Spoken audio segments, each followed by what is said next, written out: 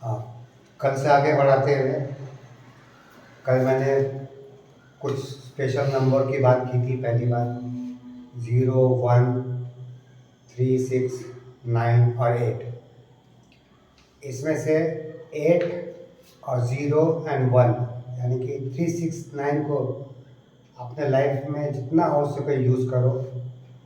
पैसा को मैनिफेस्ट करने में मदद करता है। 0, 1, 8 को तभी यूज़ करो जब तुम्हारी एनर्जी लेवल बहुत आगे निकल चुकी है। फिर मैंने कल एक और चीज़ को डिस्कस किया था, क्वांटम फिजिक्स, जो कि पैसा को मैनिफेस्ट करता है। लेकिन मैं तुमको यहाँ पर कुछ फिजिक्स का लेक्चर नहीं देने जा रहा हूँ। मैं सिर्फ इतना जानना चाह रहा हूँ कि तुम जब बने थे तो एक सूक्ष्म शरीर में थे तुम, जो आंखों से भी नहीं दिखाई देता था, जिसको तुम जायगोट फॉर्मेशन कहते हैं। कुंडली अगर उस समय की निकल गई तो उससे सही कुंडली को हो नहीं सकती है। और हकीकत ये है कि उस वक्त की टाइमिंग माँ को भी नहीं मालूम होती है। ठीक उसी तरीके से मैं क्वांटम फिजिक्स की ओर पहुंच रहा हूँ कि सब सूक्ष्मों की स्टडी, सूक्ष्मों का स्टडी है क्वांटम फिजिक्स। छोटी छोटी चीज़ों की स्टडी। जिस छोटेपन में आज़ादी होती है, वो आज़ादी अगर तुम आज के तारीख में फील कर सको और आज़ादी की तरह जी पाओ, तो तुमको पैसा कमाने से कोई नहीं रोक सकता। बट तुम नहीं कर पाते हो तो समाज कभी भी तुमको ज़िंदगी जीने नहीं देगा। तो तुमको ही इसमें विद्रोह करना पड़ेगा। बहुत ज़रूरी होता है। क्वांटम फिजिक्स को थोड़ा सा ब्रेक देते हुए मैं कुछ बात बता रहा हूँ। पेशेंस एक बहुत ज़रूरी चीज़ है। पेशेंस एक ऐसी चीज़ होती है जो तुमको सही सभी कुछ देती है और अच्छे से देती है। ऐसी दुनिया में कोई भी चीज़ नहीं कि ईश्वर ने बनाया था उसने बंटवारा नहीं किया था। उसने सिर्फ संपत्ति धरती को दिया था, किसी ने उस पर ज़्यादा हक जमा लिया, किसी को नहीं मिला। लेकिन अगर तुम पेशेंस लूज करना चाहते हो, तुमको चाहिए कि बहुत जल्दी मुझे मिल जाए, तो मेरे पास एक और रास्ता है कि तुम 3 दिन के अंदर करोड़पति बन सकते हो। लेकिन वो रास्ते को मैं कभी रिकमेंड या किसी को एडवाइस नहीं करूँगा। और वो रास्ता है कर्ण पिशाचनी साधना। अगर उसमें थोड़ी भी गलती होती है या थोड़ा भी तुमको घिन आता है या थोड़ा भी तुमको डर लगता है, तो जिनकी पैरालिसिस अटैक से भी गुजर सकती है, मौत भी हो सकती है। तो इस रास्ते को मैं कभी रिकमेंड नहीं करूँगा। इसलिए मैं हर वो रास्ता बता रहा हूँ जिससे तुमको मिले पैसा।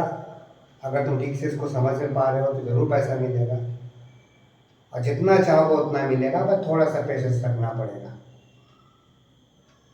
कल मैंने ओशो की बात की थी, जिसके बल पे, जिस सेक्सुअल एक्टिविटी के बल पे उसने 99 लिमोजिनस कार और करोड़ों रुपये का मालिक बना था। उसके फॉलोअर्स उसको नहीं समझ पाए थे, तो तुम कहाँ से समझोगे। डेफिनेटली साधना में वो ताकत है, सेक्सुअल साधना में वो ताकत है, किसी भी इंसान को ज़िंदगी की हर खुशियाँ ला करके उसके सामने पटक देगा, जो चाहेगा वो लाएगा। बट वो तुमसे नहीं हो पाता है, क्योंकि तुम उसको एक मज़े का चीज़ लेके देख रहे हो, एक प्लेजर का चीज़ लेके देख रहे हो। उससे बियॉन्ड वो चीज़ है जिसके बारे में कृष्णा ने बहुत पहले कह के गया था, प्रेम और ज्ञान। प्रेम अगर एक्सट्रीम रूप में पहुंच जाए तो ज्ञान हो जाता है, और ज्ञान अगर एक्सट्रीम रूप में पहुंच जाए तो प्रेम हो जाता है। प्रेम से ज्ञान का सफ़र कृष्णा को तुम मान सकते हो, और ज्ञान से प्रेम का सफ़र कृष्णा के दोस्त उद्धव को तुम मान सकते हो। वो भी प्रेम, उस ज्ञान को हासिल करते करते प्रेम को पा गया। तो तुमको ये बहुत ज़रूरी है समझना है कि तुमको पेशेंस बहुत चाहिए। आज़ादी तुमको रखना ही है।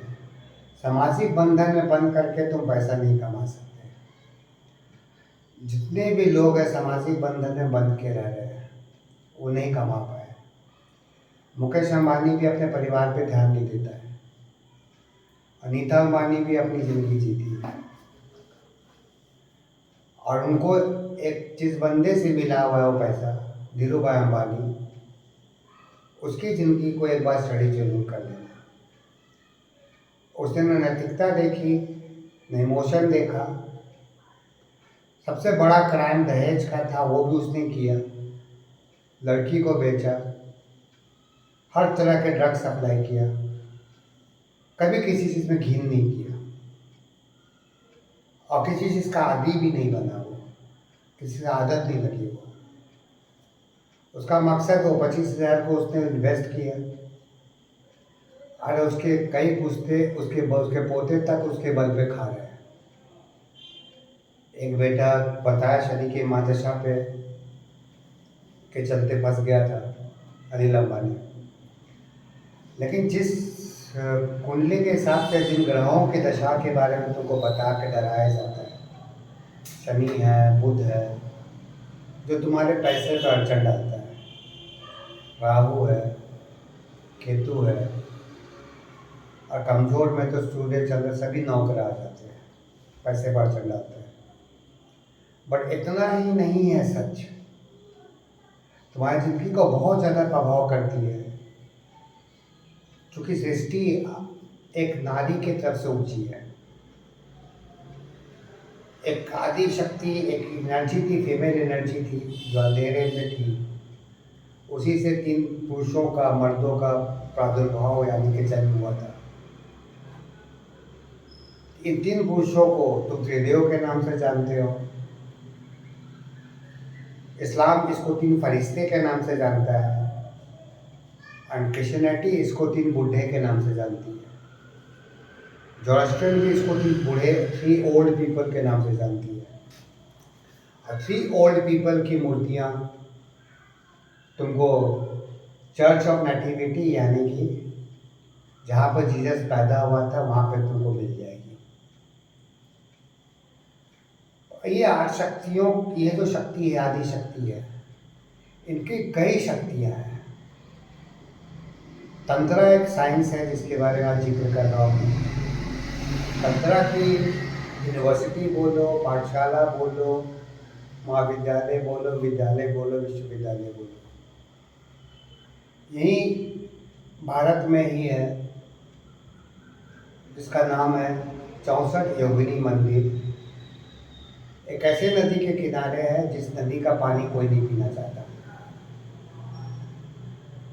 जिस नदी के पानी पीने के बाद बच्चा अपने माँ बाप का मर्डर भी कर सकता है।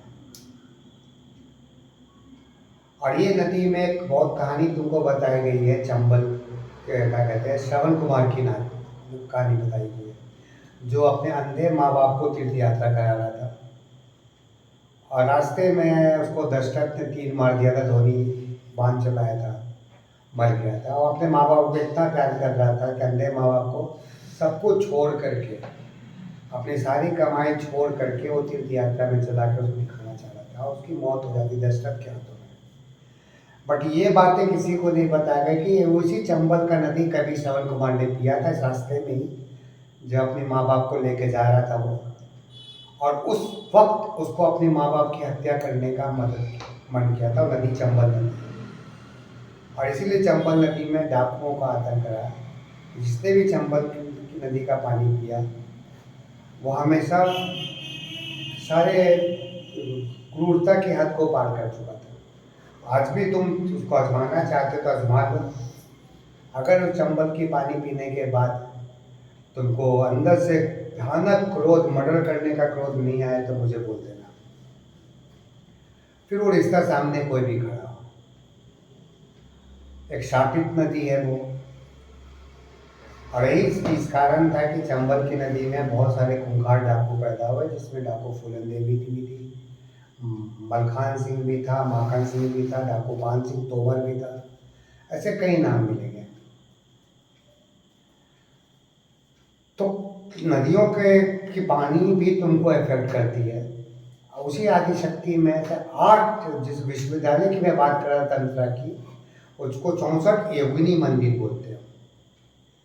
आज तुम्हारा पार्लियामेंट हाउस उसी के डिजाइन पे बना हुआ है। 64 योगिनी मंदिर में 8 ऐसी योगिनियां हैं जो तुम्हारे लाइफ को डायरेक्ट प्रभाव करती है। तुम्हारे पेट का दर्द, बॉडी के बीमारी से लेकर के तुम्हारे धन संपत्ति तक अफेक्ट करती है। उन 8 योगिनियों के नाम है मंगला, जिसके स्वामी सूर्य है, सुचंद्र है, पिंगला जिसके स्वामी सूर्य है, धान्या जिसके स्वामी गुरु है, ब्राह्मणी जिसके साथ स्वामी मंगल है, यानी कि मार्स प्लैनेट। उसके बाद धान्या के ब्राह्मणी के बाद आता है भद्रिका, जिसके स्वामी मर्क्यूरी प्लैनेट है, बुध प्लैनेट है। भद्रिका के बाद उल्का, जिसके स्वामी शनि है। उल्का के बाद सिद्धि, जिसके स्वामी शुक्र है, यानी वीनस प्लैनेट। एंड सिद्धि के बाद संकटा, जिसके स्वामी राहु केतु है। जब भी उल्का तुम्हारे लाइफ में आएगी, तुमको पेट का दर्द, धन की हानि और दांत का दर्द पक्का गारंटेड है।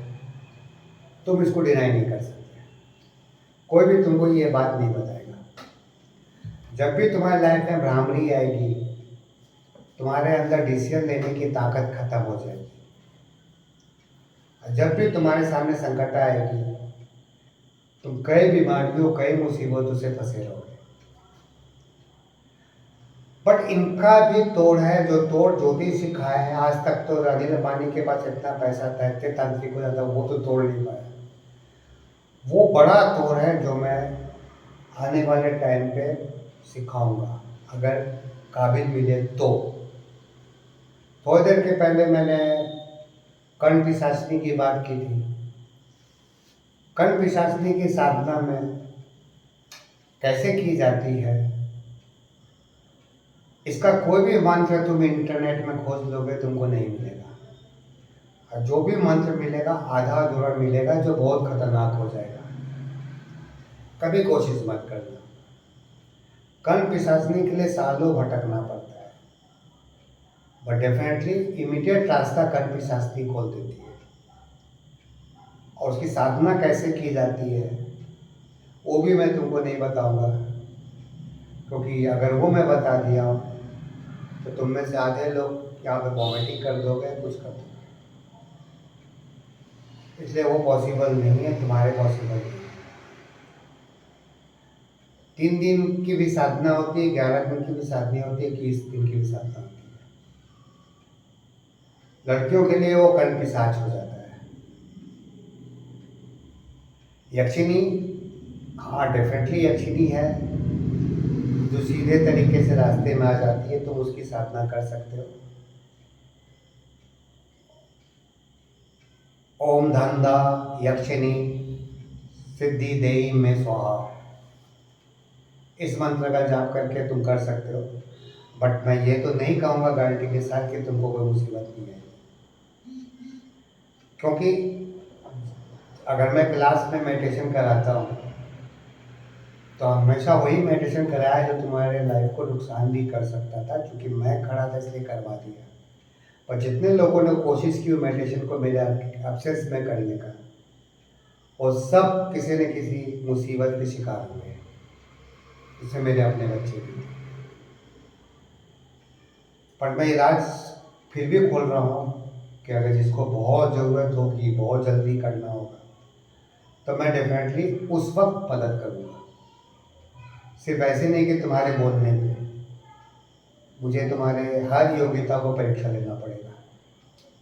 और वहाँ पर तुम, मुझे नहीं लगता कि जितने भी ग्रुप में है कोई पास कर पाएगा, कोई भी नहीं। डाकिनी हाँ है, पर डाकिनी भी कर्ण पिशाचिनी की तरह जानलेवा है, जो बहुत जल्दी पैसा दे सकती है, बहुत जल्दी धन दौलत दे सकती है। भैरव भैरवी साधना तुम लाख लिहाज से मर जाओगे, तुम नहीं कर पाओगे। बट ये पैसा कमाने का आसान तरीका है। और इसकी शुरुआत शंकर और पार्वती ने की थी। जितने भी धर्म है सब ययाति के वंशज है, और कोई भी धर्म हिंदू और सनातन के नाम से नहीं जाना जाता है। क्वांटम फिजिक्स में तुमको हर सूक्ष्म बातों को ऑब्जर्व करना पड़ेगा, हर छोटी चीज को देखना पड़ेगा। कुछ दिन पहले मैंने ग्रुप में एक दीवार का रैंडम बियर पीते पीते फोटो खींचा था और सबको दिखाया था कि ढूंढो इसके अंदर क्या क्या है। एक दीवार ही तो था वो, और उस दीवार में खाली पेंट उखड़ा हुआ था, लेकिन उस दीवार में तुमको शिवलिंग भी दिख गया, डायनासोर भी दिख गया, मेल फीमेल का साधना भी दिख गया, सब दिख गया। तो ये ग्रुप में मैंने फोटो डाला था एक रैंडम। तो तुमको हर बारीकी से ऑब्जर्व करना पड़ेगा सराउंडिंग्स को, तो जा करके तुम उस चीज को पा पाओगे जिधर मैं इशारा कर रहा हूँ। किसी की जरूरत नहीं है तुमको, किसी की आसरा नहीं चाहिए तुमको। तुम अपने आप में बहुत सक्षम हो, बस बंधे हुए अपने लिमिटेशन सीमितताओं के कारण कि तुमको लगता है कि तुम्हारी जिंदगी वहीं तक है जहाँ तक तुम देख पा रहे हो, जहाँ तक तुम सोच पा रहे हो। लेकिन ऐसा नहीं है, बिल्कुल नहीं है। तो कि तुम्हारी सोच तो तुम्हारी खुद की है ही नहीं। सबसे पहली बात, बचपन जब तुम पैदा हुए थे, वो सोच आज नहीं कि आज का सोच तुम्हारे पेरेंट्स ने प्रभावित किया हुआ है, तुम्हारे टीचर्स ने प्रभावित किया है, तुम्हारे गुरु ने प्रभावित किया, समाज ने प्रभावित किया हुआ है। और तुम सिर्फ उन्हीं को देख पा रहे हो, उन्हीं से तो सीखे हो, समझे हो, इसलिए उस बातों को नहीं समझ पा रहे हो जिधर मैं इशारा कर रहा हूँ। आगे समय खराब है, करते करते कोरोना आ गया था। वर्ल्ड वॉर का भी एक छोटा सा स्वरूप तुमको देखने को मिल चुका है। अभी जिसको तुम मानते हो सदगुरु को, बहुत लोग मानते हैं, उनका ये रील है कि आने वाले टाइम पे 20-25 साल के बाद अगर 50-60% सुसाइड नहीं करेंगे तो आश्चर्य मत करना, सुसाइड करेंगे। भीड़ तो ऑटोमेटिक कम होगी अगर कोरोना से ख़त्म नहीं, वर्ल्ड वॉर से ख़त्म नहीं। पर ज़रूरी है कि तुमको समझना है इन बातों को। इन्हीं चीज़ से बचाने की कोशिश की जा रही है और अच्छी ज़िंदगी देने की कोशिश की जा रही है। आज के लिए इतना ही, बाकी कल के